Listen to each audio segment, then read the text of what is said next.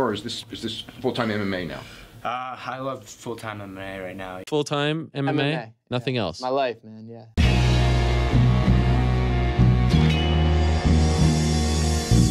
Back to the daily grind, and shout out to the full-time patrons.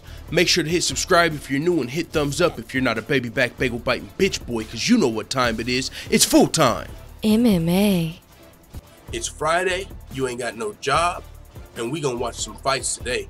But first, we're gonna talk about Brian Ortega turning down Frankie Edgar and Jeremy Stephens in an interim title fight after Max Holloway was forced out of UFC 226 due to concussion-like symptoms. Now, if you were watching Max Holloway's interview leading up to before he was actually pulled from the fight, he definitely did not seem like himself in multiple interviews leading up to the event. He was slurring his words a little bit. He seemed like he might have been a little tired. He was just out of it, and that really seems like it could be something serious. I've heard people say like that's signs of a potential stroke and shit like that. So we're definitely hoping Max Holloway a speedy recovery and everything is well with him. But with that being said, the fight card was almost saved when the UFC offered Jeremy Stephens an interim title fight against Brian Ortega, who the winner of this fight would still be fighting Max Holloway.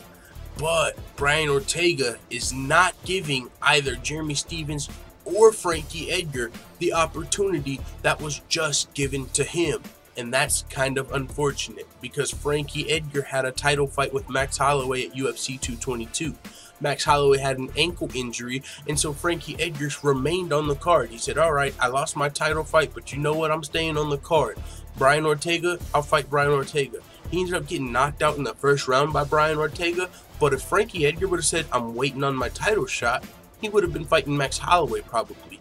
And with that being said, he risked it for the biscuit, and he ended up losing on that risk when Brian Ortega beat him and took his title spot. Now the shoes are exactly on the other feet. Max Holloway's injured again, and now Frankie Edgar has the opportunity to fight on short notice. But Brian Ortega's like, nah, dog. So that's kind of unfortunate. Definitely seems like Brian Ortega's ducking his taco a little bit.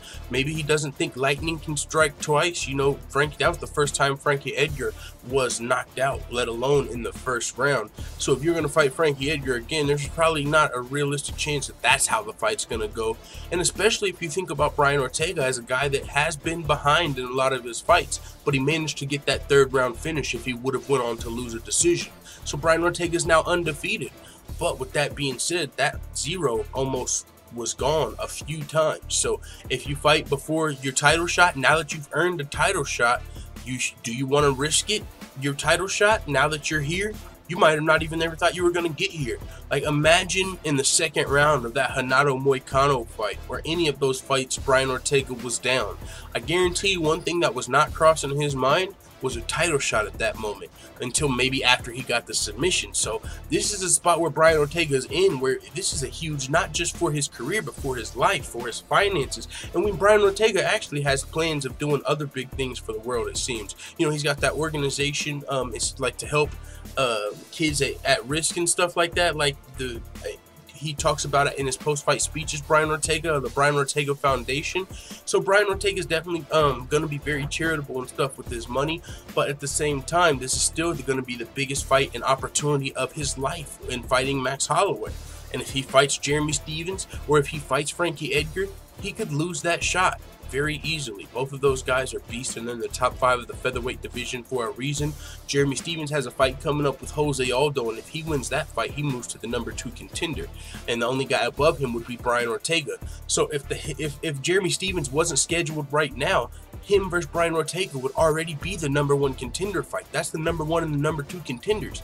But Brian Ortega already has the title shot, so he's kind of like, nah, I'm good. And that's unfortunate, man, because we just saw Frankie Edgar give him this opportunity. Now, I have to play devil's advocate because I know there probably are going to be a lot of people that say Brian Ortega is ducking Jeremy Stephens and Frankie Edgar, and honestly, there better be. For as many as you motherfuckers that came talking about Robert Whitaker is scared and he's ducking Kelvin Gastelum, and for you people that were saying Max Holloway is ducking Brian Ortega, you motherfuckers for sure should think Brian Ortega is ducking these two guys, because he could fight these guys. They're healthy. You know, it's different. Robert Whittaker, he's choosing Weidman. We're not gonna. That's another topic for another day. But for the amount of people that told me the champion Robert Whittaker was scared, or the champion Max Holloway was scared, I would just assume that there's gonna be more people that think the contender who's almost lost some fights, Brian Ortega,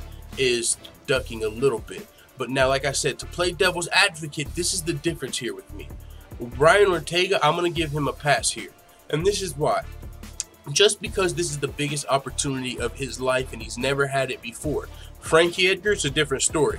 When Frankie Edgar decided to stay on the card and fight Brian Ortega, he had already fought for a belt in the UFC 8 times. He won 4 of those, lost 4 of those, but still Frankie Edgar had already been a champion. He had already fought for titles, and so that kind of plays into maybe why he was a little more willing to risk his title shot, because he's been there before.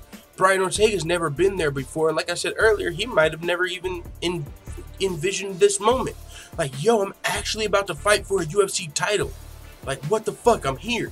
He's never been there before, so maybe he doesn't want to risk it as quick as somebody that's already been there. So maybe that's the difference in this situation. You guys let me know what you think in the comments. Do you guys think Brian Ortega should have stayed on the card against Jeremy Stephens or Frankie Edgar? Or do you think he was right in turning down those fights to wait on Max Holloway? With that being said, it is what it is. Let the full-time family know what you think in the comments. And before we go, shout out to all the full-time MMA white belts that have hit the subscribe button. Make sure you also hit the notification bell right next to it so you're notified every time I upload a video. And if you want to become a full-time MMA blue belt, purple belt, brown belt, or black belt, all you have to do is go to patreon.com/fulltimemma. I'm out. Da da da da da! It's the motherfucking DOWG!